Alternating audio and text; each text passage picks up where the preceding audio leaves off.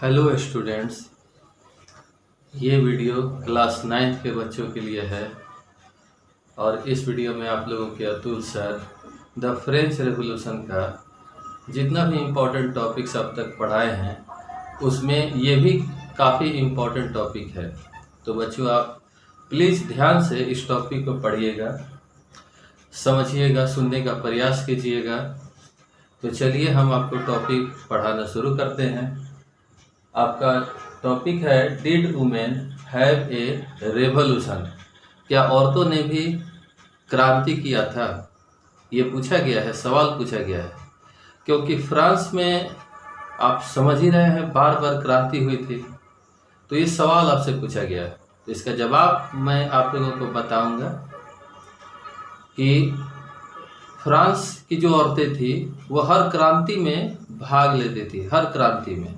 आपको बता दें, क्योंकि फ्रेंच औरतें ये सोच रही थी कि जब तक हम लोग भाग नहीं लेंगे तो जो क्रांतिकारी सरकारें आएंगी वो हम लोगों के बारे में कभी सोचेंगी नहीं।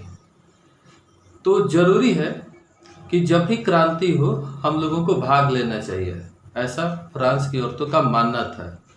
तो जब भी फ्रांस में क्रांति होता था तो फ्रेंच औरतें उसमें कंधे से कंधा मिलाकर बढ़ चढ़ कर हिस्सा लेती थी, जैसे कि उन्हें लगता था कि जब सरकार बनेगी तो उनके बारे में ज़रूर अच्छे अच्छे फैसले लेंगी। लेकिन ऐसा कभी होता नहीं था। जब भी क्रांतिकारी सरकारें आईं, औरतों के बारे में कोई विशेष फैसला नहीं लिया गया जिससे उनके जीवन में एक बहुत बड़ा सुधार हो। आपको याद दिला दें, जैसे नेशनल असेंबली आया था, तो नेशनल असेंबली जैसे ही आया था तो उसने वोटिंग राइट्स औरतों को नहीं दिया था और उन्हें पैसिव सिटीजन्स के ग्रुप में रख दिया था। औरतों को बहुत तकलीफ लगा था, क्योंकि लुइस 16 के खिलाफ क्रांति में औरतों ने भी बहुत बढ़ चढ़कर हिस्सा लिया था। तो औरतों को इस बात का तकलीफ था कि जब नेशनल असेंबली के लोग आए तो औरतों को छांट दिए और उन्हें पैसिव सिटीजन्स के ग्रुप में रख लिए। तो कोई बात नहीं, औरतें निराश थी ऐसी सरकारों से। और उसके बाद जो भी सरकारें आई, चाहे मैक्सिमिलियन रोबेस्पियर की सरकार आई, डायरेक्टरी की सरकार आई, नेपोलियन बोनापार्ट आया, किसी ने भी औरतों के बारे में नहीं सोचा। औरतों को इस बात का बहुत तकलीफ था कि मेरे बारे में, हम लोगों के बारे में कोई नहीं सोचता है। तो भी सब कुछ चल रहा था और औरतें हर क्रांति में हिस्सा ले रही थी और उम्मीद बना के रह रहे थे कि कोई तो हम लोगों के बारे में सोचेगा। और इसके अलावा आपको फ्रांस की औरतों के बारे में और बहुत कुछ हम बताना चाहते हैं। तो आप ध्यान दीजिए फ्रांस की औरतों के बारे में। सबसे पहले हम उन औरतों के वर्क के बारे में बताते हैं। फ्रांस की औरतें मतलब वर्क कर रही थी, वर्किंग वुमेन थी, काम करती थी। और काम वही करती थी जो थर्ड स्टेट की गरीब औरतें थी। सब लोग तो काम करेगा नहीं, अमीर घर की औरतें क्यों काम करेंगी? तो गरीब घर की औरतें काम करती थी। तो गरीब घर की औरतें कहाँ थी? थर्ड स्टेट में। और ये काम कैसा करती थी? देखिए, छोटा छोटा काम करती थी अपनी जीविका चलाने के लिए, लिविंग के लिए, अपने कुछ लिविंग के लिए, पैसा प्राप्त करने के लिए ये छोटा छोटा काम करती थी। देखिए, लॉन्ड्रेसेज का काम, कपड़ा धोने का काम ये कर रहे थे। सोल्ड फ्लावर्स, फूल बेचने का काम, फ्रूट्स, फल बेचने का काम। अब ध्यान दीजिए, वेजिटेबल्स, सब्जी बेचने का काम ये कर रही थी। डोमेस्टिक सर्वेंट्स का भी ये काम कर रही थी। अब ये सब हम काम लिखे, यहाँ तक ध्यान दीजिएगा, इन्वर्टेड कॉमा में इसको रखें। मतलब ये सारे इस तरह के छोटे छोटे काम करके अपना कुछ लिविंग, है ना, जीने का कोई साधन था इनका, जीने कमाने का, कुछ पैसा कमा लेते थे। लेकिन इसके अलावा इन वुमेन, जो वर्किंग वुमेन है फ्रांस के, इनके सामने कुछ और भी जिम्मेदारियां थी। यानी ये कुछ जिम्मेदारियों को भी निभा रही थी। ठीक है, दोहरी जिम्मेदारियां, एक तरफ पैसा कमाना और दूसरी तरफ वो काम जिससे पैसा तो नहीं आएगा लेकिन इन्हें करना है, ये घर के काम है। जैसे लुक आफ्टर देयर फैमिलीज, अपने परिवार की देखभाल करना, बच्चों का पालन पोषण करना। अब ये सब काम तो करना ही है इन औरतों को। बाहर पैसा भी कमाना पड़ रहा था और प्लस में घर में परिवारों का देखभाल करना, बच्चों का लालन पोषण करना, कुक खाना बनाना, फेच वाटर बाहर जाकर पानी लाना, क्यू अप फॉर ब्रेड खरीदने के लिए दुकान के सामने लाइन में खड़ा रहना। और वहाँ कभी कभी ब्रेड वाला जो शॉपकीपर था वो बदमाशी भी करता था। बेकर लोग अक्सर बदमाशी करते थे, जो पाव रोटी बनाते थे, ब्रेड बनाते थे। लंबे समय तक औरतों को लाइन में खड़ा रखते थे, उन्हें ब्रेड नहीं देते थे और ब्रेड अपने दुकान में दबा कर रखते थे, इस उम्मीद में कि महंगा और महंगा बेचेंगे, क्राइसिस दिखाएंगे तो और महंगा बिकेगा। तो लंबे समय तक दुकान पर खड़े रहने के बाद औरतें घबरा जाती थे, पेशेंस खत्म हो जाता था, वो अटैक कर देती थी उस दुकान पर। वहाँ उस दुकानदार के साथ लड़ाई झगड़ा सब होता था, लूटपाट सब चलता था फ्रांस में। तो फ्रांस की औरतें साहसी थी, क्रांति कर देती थी। जब इन्हें किसी चीज़ का दिक्कत होता था ये भी क्रांति में हिस्सा ले रही थी। तो क्रांति में इनका भी बहुत बड़ा योगदान था। ब्रेड के लिए क्रांति कर दे रही थी, भाई भूखे थोड़े रहेंगे, ब्रेड के लिए लड़ जाते थे। तो ये चल रहा था। शिक्षा की बात करें तो फ्रांस की औरतों को शिक्षा का अभाव था, शिक्षा एजुकेशन जिसको कहते हैं, क्योंकि फ्रांस में उन्हीं लड़कियों को शिक्षा मिलता था जो वेल्दी घर से बिलोंग करती थी, जिसके पास पैसा था, वही अपनी लड़कियों को शिक्षा देता था। और शिक्षा पाने के लिए वह कन्वेंट नाम के जगह जाती थी, स्कूल में जाती थी, जहाँ वो शिक्षा प्राप्त करती थी। लेकिन उन लड़कियों को भी शिक्षा प्राप्त करने के बाद कोई अधिकार नहीं था कि हाँ शिक्षा प्राप्त कर लिए अब जॉब कर सकते हैं, नौकरी कर सकते हैं। ऐसी कोई आज़ादी फ्रांस की लड़कियों को नहीं था, चाहे वो अमीर घर से क्यों नहीं बिलोंग करती थी।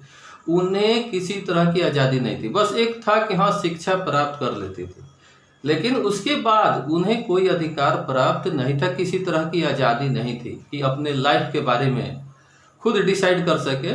जैसे आजकल की लड़कियां करती हैं वैसा वो डिसाइड नहीं कर सकती थी अपने लाइफ के बारे में। तो जब पढ़ाई कर लेती थी तो उनके माता पिता उनकी शादी अपने मन मुताबिक कर देते थे, जहाँ माता पिता को अच्छा लगता था फ्रांस की लड़कियों का शादी कर देते थे पढ़ाने लिखाने के बाद। तो उन फ्रेंच गर्ल का जो एजुकेटेड लड़कियां थी उनकी शादी विवाह हो जाती थी और इससे भी ज़्यादा कोई विशेष अधिकार उनको या आज़ादी नहीं दिया गया था। एक और प्रॉब्लम था फ्रांस की वर्किंग वुमेन के साथ, उनकी मजदूरी कम था, यानी आदमी की तुलना में आदमी को जितना मजदूरी दिया जाता था उससे कम मजदूरी फ्रांस की औरतों को दिया जाता था। ये प्रॉब्लम था, लेकिन चल रहा था। फ्रांस की औरतों को समझ में आ गया कि ये मेन लोग जो है कभी हम लोगों को पॉलिटिकल राइट्स नहीं देंगे या किसी तरह का राइट्स नहीं देंगे, जिसके कारण फ्रांस की औरतें अपना खुद का क्लब चलाने लगी, वुमेन्स क्लब चलाने लगी। करीब 60, आपको बता दें करीब 60 वुमेन क्लब चल रहे थे पूरे फ्रांस में, करीब 60 वुमेन क्लब पूरे फ्रांस में चल रहे थे। और उसमें 2 वुमेन क्लब सबसे फेमस था, औरतों का 2 वुमेन क्लब सबसे फेमस हुआ, सबसे फेमस क्लब था।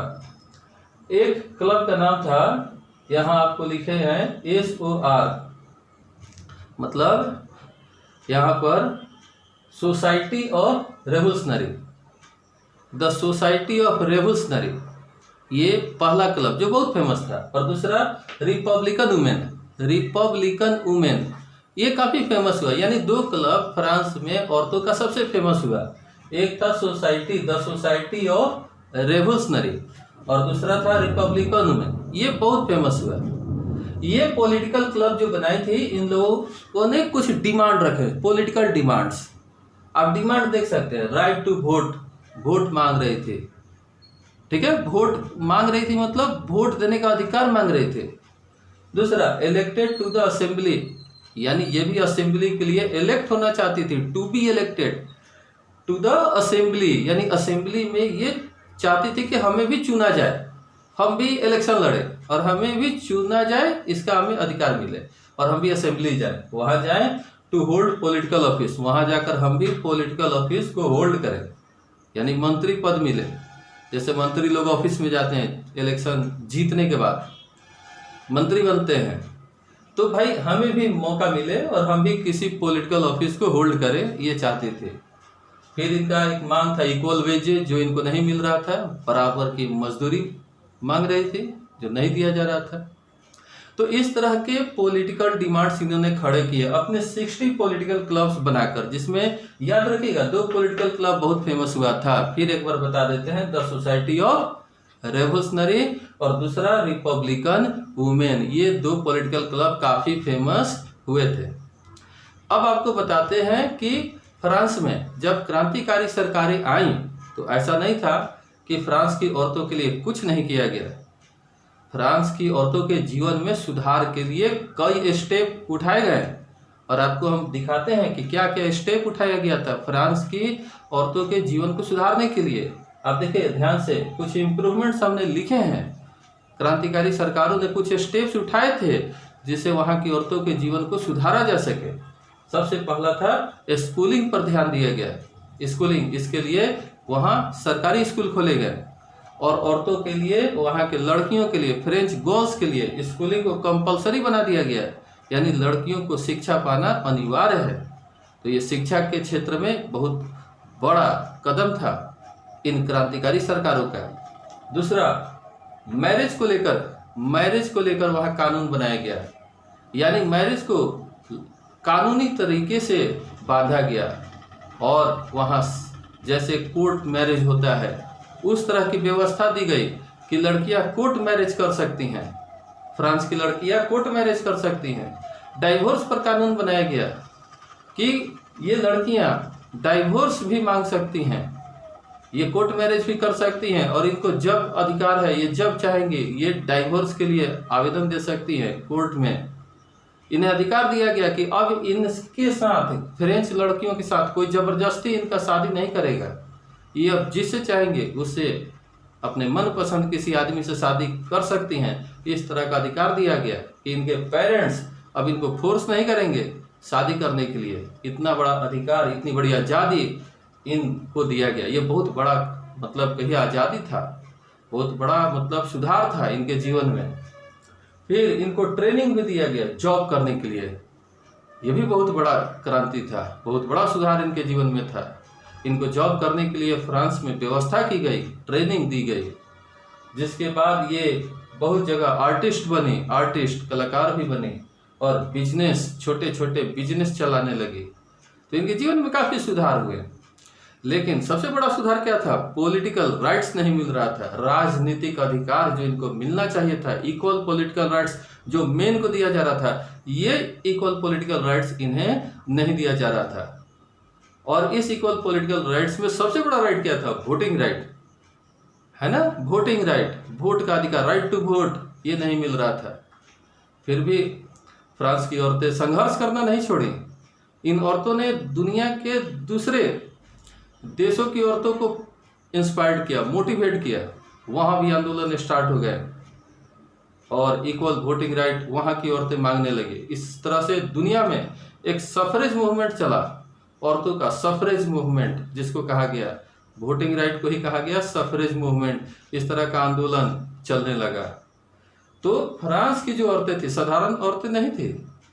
फ्रांस की औरतों का बहुत इंपॉर्टेंट रोल रहा है फ्रेंच रेवोल्यूशन में। तो ये काफ़ी रिस्पेक्टेबल औरतें थी भाई, इन्हें सम्मान देना चाहिए, ठीक है।